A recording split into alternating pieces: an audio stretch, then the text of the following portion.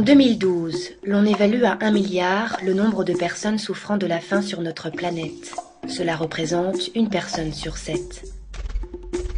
Pourtant, la Terre produit assez pour nourrir l'ensemble de la population. La faim ne devrait donc pas exister.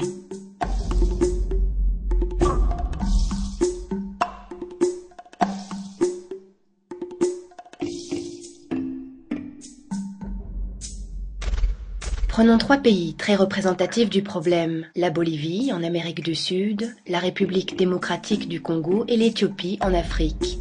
Ces pays sont touchés par le fléau de la faim alors qu'ils ont d'énormes potentiels en termes de production agricole et alimentaire.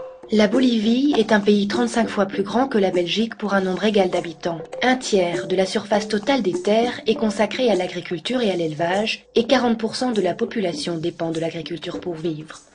Pourtant, plus de 25% des Boliviens souffrent de malnutrition, ce qui fait de la Bolivie le pays le plus pauvre d'Amérique latine.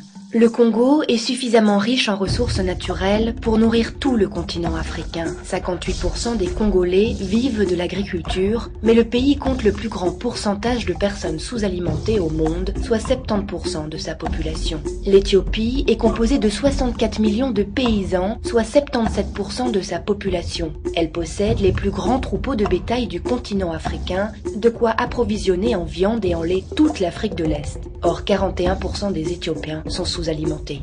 Le paradoxe est donc bien visible. Ce sont dans les pays peuplés principalement de paysans que la faim et la malnutrition sont le plus présentes. À l'échelle mondiale, plus de 60% des personnes qui ont faim sont des agriculteurs, des éleveurs ou des pêcheurs, ainsi que leurs familles.